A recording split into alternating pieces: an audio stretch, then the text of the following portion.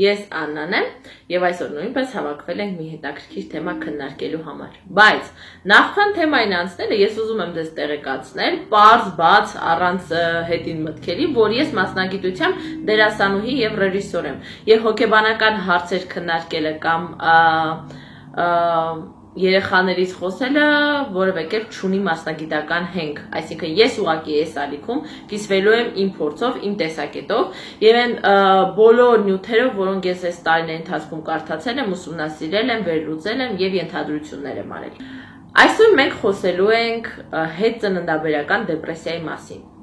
Այս թեման բավականին կարևոր է, բայց շատ թերագնահատված։ Մեր օրերում նոր Հայաստանում կոնկրետ թափ է առնում հոգեբանությանը մեծ տեղ տալու արվեստը, որովհետև մինչ վերջին տարիները հոգեբանությունը համարվում էր այսպես ձեռքի հետ գիտություն ու բոլոր հարցերը, բոլոր խնդիրները այսպես կենցաղային մակարդակում էին փորձում լուծել։ Բայց իրականում հոգեբանությունը դա մարդու ամբողջական էությունն է, մարդը ինքը հոգեբանություն է։ Դրա համար անտեսել մարդու ներքին հուզական ինչ-որ տատանումները, ապրումները կամ խժդժությունները իհարկե խելամիտ չէ։ Եկեք խոսենք հետծննդաբերական դեպրեսիայի մասին։ Սա մի երևույթ է, որի հետ բախվում է գրեթե ամեն երկրորդ ծննդաբերած կին։ Այլ հարց է կանանցից ով է գիտակցում դա, իսկ ով է փորձում, այսպես ասած, սվաղել այդ ամեն ինչը, բայց իրականում հետծննդաբերական դեպրեսիան շատ արդիական թեմա է։ Ինչի հետ է կապված հետծննդաբերական դեպրեսիա հասկացությունը։ Ինքը կարող է ունենալ ինչպես գենետիկ ֆակտոր, ժառանգական, այնպես էլ կարող է կապված լինել մարդու հուզական ֆոնի հետ, կարող է կապված լինել հորմոնալ վերադասավորման հետ, որը ունենում է կինը ծննդաբերությունից հետո, եւ իհարկե այդ ամենի արդյունքում որպես ընդհանրություն ունենում ենք շատ վատ, շատ ընկճված, շատ մենակ մի կին, ով որ չգիտի ինչպես պայքարել իր խնդրի հետ։ Եկեք մի փոքր կիսվեմ իմ փորձով։ Հետծննդաբերական դեպրեսիան իմ մոտ վառ արտահայտված է եղել առաջին ծննդաբերությունից հետո, թեև հիմա եւս ես գիտակցում եմ, որ ապրում եմ դեպրեսիոն փուլ։ Գիտակցել, որ դու դեպրեսիայի մեջ ես, դեպրեսիային հաղթելու համար կարևորագույն նախապայմանն է։ Ուրեմն, երբ որ առաջին տղաս Արտաշեսը լույս աշխարհ եկավ, ես բավականին անփորձ էի, բնականաբար առաջին երեխան է, դու նոր ես մայրացել, դու չգիտես ինչ է դա, քո համար ամեն ինչ նոր է, ամեն ինչ դժվար է, ամեն ինչ զարմանալի է, եւ բնականաբար դժվարությունների արդյունքում դու հայտնվում ես ընկճախտի մեջ, բայց այն որ ես եղել եմ դեպրեսիայի մեջ, գիտակցել եմ միայն դեպրեսիան հաղթահարելուց հետո։ Օրինակ երկրորդի դեպքում, այսինքն հիմա, ովքեր չգիտեն, ասեմ, որ իմ տղան 3 ամսական է, վերջերս եմ ծննդաբերել, հիմա ես գիտակցում եմ, որ ես դեպրեսիայի մեջ եմ, որովհետև արդեն բավականին ճանապարհ ունեմ անցած ու հասկանում եմ ինչը որից հետո է, ոնց է լինում, ինչ է լինում, ու այդ դեպքում ավելի հեշտ եմ ինքս ինձ օգնում։ Արտաշեսի ժամանակ մոտ մի տարուց ավել տևած դեպրեսիան, ինչ մի տարի, գրեթե 2 տարի տևած դեպրեսիան, ինձ գցել էր մի հատ խորը փոսի մեջ, որտեղից չէի էլ ուզում դուրս գալ։ Իսկ երկրորդի դեպքում ես ինքս ուզում եմ պայքարել, ուզում եմ շուտ դուրս գալ այդ դեպրեսիայի մեջից։ Ինչպես հասկանալ, որ մենք դեպրեսիայի մեջ ենք։ Կարևոր հարց, որը ինձ թվում է ձեզնից յուրաքանչյուրի մոտ կառաջանա։ Դեպրեսիան ունի մի քանի նախանշաններ։ Առաջինը, դա տրամադրության անկումն է, թեկուզ առանց պատճառի, տատանումները տրամադրության, այսինքն դու կարող եք այս պահին ժպտալ, ծիծաղել, հաջորդ պահին օրինակ ուզենաք լաց լինել։ Նախապայմաններից մեկն է ախորժակի կտրուկ կորուստը կամ հակառակը, աննորմալ ախորժակի առաջացում, այսինքն դուք ուտում եք ամեն ինչ, եթե անգամ դա չեք ուզում, դա եւս խոսում է դեպրեսիոն վիճակի մասին։ Դեպրեսիայի մեջ գտնվել նշանակում է չուրախանալ այն բաներից, ինչ առաջ ձեզ երջանկացնում էր կամ էմոցիաներ էր ձեզ մոտ առաջացնում։ Դեպրեսիայի մեջ լինել նշանակում է մեկուսանալ բոլորից։ Դա ֆիզիկապես չի արտահայտվում։ Այսինքն, երբ որ դուք ձեր մեջ ձեզ զգում եք մեկուսացած, ձեզ զգում եք մենակ, ձեզ զգում եք անօգնական, անպետք, եւ չգիտեք ուր գնալ, չգիտեք ինչ անել, չգիտեք ինչից սկսել։ Դեպրեսիան հետծննդաբերական կարող է ունենալ իհարկե ստադիաներ, հա, մեկի մոտ կարող է ավելի մեղմ արտահայտվել, անգամ աննկատ, մյուսի մոտ կարող է հասնել այն աստիճանի, որ հարկ լինի անգամ հոգեբույժի դիմել։ Իրականում հղի ծննդաբերած կնոջը պետք է յուրահատուկ մոտեցում ցուցաբերել։ Հայաստանում ընդունված է, չէ, ծննդաբերեցի, դե գնա երեխային գրկի, ճաշերեփի, շորերը լվա, զբաղվի քո կյանքով, կարծես ոչինչ չի եղել։ Իրականում շատ կարևոր է ընտանիքի մտերիմների, կլինի դա սկեսուր, կլինի դա ամուսին, քույր, աջակցությունը։ Ծննդաբերած կինը իսկապես ունի խնամքի կարիք ոչ ավելի քիչ, քան երեխան։ Եվ եթե այդ խնամքը չի լինում, եւ եթե նրան ասում են դե գնա ու անցի քո սովորական առօրյային, միանշանակ այդ կնոջ մոտ առաջանալու է դեպրեսիա, մենակության զգացում ու դա նորմալ է։ Դրա համար, եթե դուք նկատեցիք, որ ձեր մոտ կա այս մի քանի կետերը, ապա խորհուրդ եմ տալիս միանշանակ դրանց ուշադրություն դարձնել։ Եթե հնարավորություն ունեք հոգեբանի հետ զրուցելու, էլի դա մի ինստիտուտ է, որը Հայաստանում շատ վատ է զարգացած, նոր վերջին տարիներին նկատում եմ, որ հոգեբանների դիմում են հաճախ երեխաների համար, հա, այսինքն եթե երեխայի վարքագծի մեջ ինչ-որ մի բան է պես չի, եթե երեխայի խոսքն է ինչ-որ դանդաղում, այդ դեպքում դիմում են, այսինքն հասկացել են, որ հոգեբանը դա հոգեբույժը չէ, իսկ տարիներ առաջ հոգեբանն ու հոգեբույժը նույնացվում են եւ մարդիկ ամաչում էին դիմել հոգեբանի։ Բայց հոգեբանի մասնագիտությունը նույնքան նորմալ է, ոնց որ ասենք դիմես ատամնաբույժի, լավ։ Դրա համար, եթե ունեք հնարավորություն, դիմում եք հոգեբանի օգնությանը, եթե չունեք հնարավորություն, փորձում եք տեղ հասցնել ձեր ընտանիքի անդամների մոտ, որ դուք օգնության կարիք ունեք։ Խնդրել օգնություն ամոթ չէ։ Եթե իհարկե ձեր բախտը բերի ու դուք ունենաք այնպիսի կողակից, ով որ ձեր օգնություն խնդրելուց հետո կհասկանա ինչ վիճակում եք ու կգիտակցի, կփորձի օգնել։ Իսկ եթե դուք լրիվ մենակ եք այդ սիտուացիայում, ուղղակի այստեղ պիտի միացնեք ձեր գիտակցությունը։ Պիտի սկսեք ինքներդ ձեզ հետ աշխատել։ Պիտի ամենակարևորը հասկանաք, որ այդ ամեն ինչը ժամանակավոր է։ Իդեպ ժամանակի մասին եթե խոսենք, դեպրեսիան կարող է մի քանի օրից մինչև տարիներ տևել, այնպես որ ինքը շատ կավառնի բառն եմ ուզում օգտագործեմ, երևույթ է ու տարիներ առաջ, երբ որ ասում են, որ 2020 թվականին դեպրեսիան լինելու է թիվ 1 հիվանդությունը, գուցե թերահավատորեն մոտենայինք դրան, բայց այսօր հասկանում ենք, որ որքան շատ բան է տրվում մարդում, որքան ամեն ինչ բարձրացվում է, որքան ամեն ինչ հասանելի է դառնում, այնքան ավելի շատ է մարդը ընկղմվում դեպրեսիայի մեջ։ Աշխատեք ինքներդ ձեզ հետ։ Գիտակցեք, որ դուք գտնվում եք դժվար փուլում, որ դուք նոր եք մայրացել։ Եվ ամենակարևորը, մի մեղադրեք ձեզ, մի համարեք ձեզ ոչ լիարժեք մայր, ոչ լավ մայր, ասեմ ձեզ, որ շատ հաճախ լինում է այնպես, որ մայրը մայրանալուց հետո, ծննդաբերությունից հետո միանգամից երեխային չի սիրում, ու դա նորմալ է։ Եթե ձեզ մոտ այդպիսի մի փուլ է, երբ որ դուք երեխային չեք ընդունում կամ մեղադրում եք նրան ձեր ինչ-որ դժվար վիճակի համար, մեղադրում եք, որ ձեր կյանքը փոխվեց, որ դուք անքուն եք, որ դուք չեք կարողանում ուտել, քայլել, շփվել, դա նորմալ է, որովհետև ձեզ վերցրել են ձեր կոմֆորտի զոնայից եւ դրել են մի նոր զոնայում, որտեղ ամեն ինչ ձեզ համար նոր է, խորթ է եւ բարդ է։ Ուղղակի հասկացեք, որ ոչ թե դուք վատ մայր եք, այլ դուք ուղղակի գտնվում եք դեպրեսիվ, ծանր, բարձած վիճակում, հա, ձեր ուսերի շատ բան են բարձել ու դուք ուղղակի դժվարանում եք դա տանել։ Փորձեք խորը շունչ քաշել, փորձեք զինվել համբերությամբ։ Գիտակցեք, որ դուք կյանք եք տվել մի նոր, մի հրաշք, մի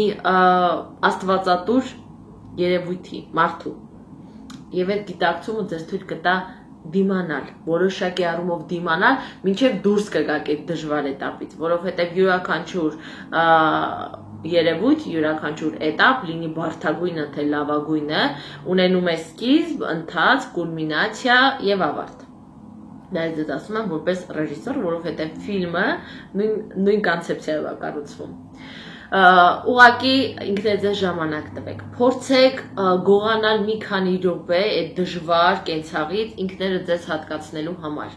Ովքեր ինձ գիտեն վաղուց իմ մյուս ալիքից, նրանք կվկայեն այն մասին, որ ես փորձում եմ երեխայի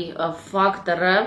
չխաղարկել ու ինձ լրիվ բաց չթողնել, այսինքն ես փորձում եմ խնամել ինձ, ես փորձում եմ մի քիչ ինձնով զբաղվել, մի քիչ ինձ ժամանակ հատկացնել, ես փորձում եմ ֆիլմ նայել, թեկուզ եթե այդ ֆիլմը 100 անգամ ստոպ եմ տալիս, որովհետև ասենք ամեն 15 րոպեն մեկ երեխան արթնանում է։ Հեշտ չի ոչ ոքի մոտ, չհավատակ այն մամաներին, ովքեր իդեալական են փորձում ներկայացնել իրենց կենցաղը, ես ամեն ինչ հասցնում եմ, իմ մոտ ամեն ինչ հրաշալի է, իմ երեխաները միշտ քնում, վեր են կենում ժամանակին, միշտ ուտում են եւ այլն եւ այլն։ Գիտեք ինչքան են ինձ մեղադրում օրինակի համար, որ իմ երեխան ուշ է քնում, որ իմ երեխան չուտող է, որ այսպես, որ այնպես, որ այնպես։ Բոլորս էլ սխալական ենք։ Ես նույնպես գիտակցում եմ, որ ես իմ երեխայի դասյարակության հարցում շատ սխալներ եմ թույլ տվել, բայց չէ որ անփորձ ենք եղել, չէ որ նոր է եղել, չէ որ մենք ընթացքում ենք շատ բաներ գիտակցել ու հասկացել։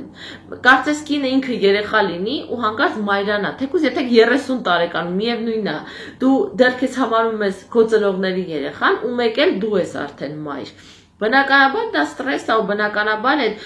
երբ որ մենք նոր ճանապարհով քայլում ենք, մենք չգիտենք, չէ՞, այդ ճանապարհի վրա ինչ կա, լուսավոր կա, փոս կա,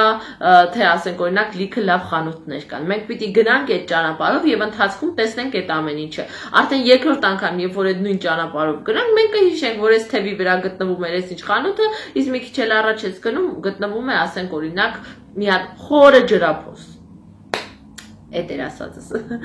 Ուզում եմ ասեմ, որ ձեզ ոչ մի դեպքում մենակ մի զգացեք։ Այս թեման այնքան անծայրածիր է, ես եթե խոսեմ, կխոսեմ ու կխոսեմ ու կխոսեմ։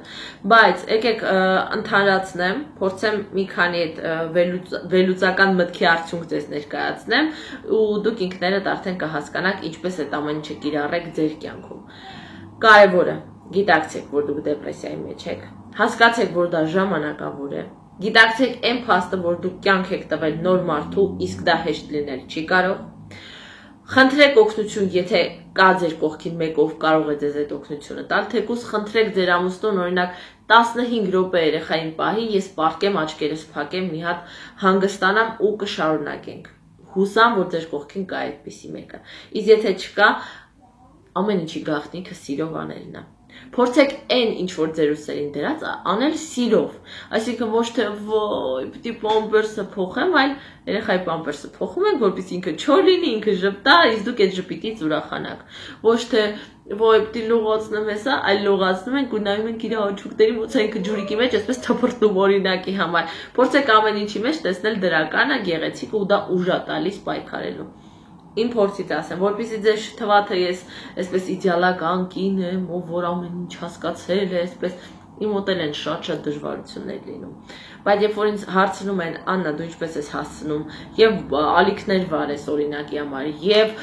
խոհանոցով զբաղվես, եւ տան մաքրությամբ, եւ երեխաներով, ես մի պատասխան ունեմ։ Նրա կողքին, որ ինձ օգնում է իմ ամուսինը, կա գլխավոր մի գաղտնի զենք, որը ես ձեզ այսօր տալիս եմ։ Արեք այդ ամեն ինչը սիրով։ Յուրաքանչյուր բան, եթե դուք անեք զզվանքով, ինքը ձեզ այնպիսի տհաճություն է պատճառելու, որ ուղղակի էլ ապրելու ցանկությունը խլի ձեզանից։ Բայց եթե դուք դրա մեջ սեր դնեք, եթե դուք դա ջերմությամբ անեք ու հասկանաք, որ գիտեք ինչ, կյանքի ամբողջ էությունը, որ ասում են ո՞րն է կյանքի իմաստը, հենց դրա մեջ է։ Երեխա ծնել, նրան դաստիարակել, նրա մասին հոգ տանել, կերակրել, տակը փոխել, շորերը լվանալ, այսինքն պետք չի փնտրել ապագայում, հեռու միտեղ կյանքի իմաստ։ Պետք չի կարծել, որ այ այնտեղ 20 տարի հետո նոր ձեզ երջանկություն է սպասում։ Երջանկությունը այստեղ է ու այս պահին, ու մեր ձեռքերում։ Եթե մենք պահը բաց ենք թողնում, ուրեմն իմացեք, որ երջանկության մի կաթիլ հավերժ կորցրեցինք։ Կյանքը բաղկացած է հենց այդ պուճուր պահերից։ Ես օրինակի համար, եթե զգում եմ, որ անկաչված եմ, եթե զգում եմ ոչինչ, ասում եմ մի հատ վեր կաց ու հավեսով գնա լվա քո ամանները։ Մի հատ վեր կաց ու հավեսով նստի քո երեխայի հետ խաղա։ Մի հատ վեր կաց ու հավեսով գնա լողացի։ Մի ալարի։ Այդ ալարել բառը մեր թշնամին է։ Իմացեք, որ ինչ էլ անեք, ձեզ օգուտ է։ Ու գլխավորը, եթե հղիության, ծննդաբերության ժամանակ ավելորդ քաշ եք հավաքել ու դա էլ է ձեզ դեպրեսիայի մեջ գցում, մի բան հիշեք։ Ինձ հիմա շատերը վիրավորում են, մեղադրում են, թերագնահատում են, ասելով, որ դու չաղացել ես, անդուր ես, տգեղ ես եւ այլն եւ այլն։ միլիոն վատ բացական բան եմ լսում ես իմ արտաքինի հասել, միլիոն, բայց ես մի բան եմ գիտակցում, ես կյանք եմ տվել նոր մարդու, դա հեշտ բան չի, ու դա ամեն մեկի բանը չի, գիտակցել են, որ դու կյանք ես տվել, ոչ թե ուղղակի ծննդաբերեցիր պրծար, այլ գիտակցել, որ դու նոր մարդ ես ծնել, Աստծո կամոք, բայց դու ես չէ ծնել, նոր մարդ, ու դրա գինը թանկ է, այո թանկ է, շատ հաճախ դա կարող է լինել արտաքինի փչացում, կոպիտ ասած, այդ ճաքեր կարող ես ունենալ, ոտքիդ երակներ կարող են առաջանալ, փորիկդ կարող է կախվի, քաշ հավաքես մի քանի տասնյակ կիլոներ, ամեն ինչ հաղթահարելի է։ Ովքեր ինձ գիտեն վաղուց, կփաստեմ, որ ես Արտաշեսից հետո նիհարել եմ 40 կիլոգրամով, հիմա նորից չաղացել եմ, ու ինչ, ես նույն Աննան եմ, ես նույն ներաշխարհը ունեմ, ես նույն մարդն եմ, ես սիրված եմ, այդ գիտակցեք, ու եթե հանկարծ դուք ունեք ամուսին, ով որ ձեր քաշի համար ձեզ ինչ-որ մի բան կասի,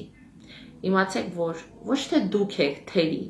ոչ թե ձեզ մոտ մի բան այնպես չի, այլ ինքն է այնքան տկարամիտ, որ չի գիտակցում, որ այն կինոն, որ իրեն երեխա զավակ է պարգևել, պիտի պարզապես ձեռքերի վրա գնա, ոչ թե ստորացնել կամ անդադ նշել նրա սխալները։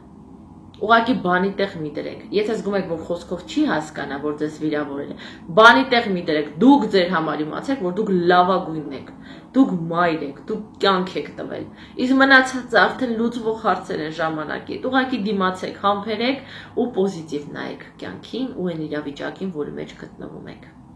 Վերջ, երկար ստացվեց նյութը, բայց ասելիքս շատ էր ու ես ասեցի իմ ասելիքի ընդամենը մի քանի տոկոսը զուտ նրա համար, որ ձեզ չհոգնեցնեմ։ Այս թեմայով գուցե հետո էլի խոսենք։ Ես ձեզ հետ եմ, իմացեք, եթե ունեք ինչ-որ խնդիրներ, գրեք կոմենտներում, միասին կքննարկենք, կանանցով, այսպես իրար մեկս մեկին օգնելով կփորձենք առաջ գնալ։ Լավ մնացեք, լայք դրեք վիդեոին, եթե հավանեցիք, որ իմանամ նման թեմաներ ձեզ հետաքրքիր են։ Անպայման կհանդիպենք հաջորդ վիդեոյում եւս մի հետաքրքիր թեմա ու հետաքրքիր երևույթ ուսումնասիրելու համար։ Առայժմ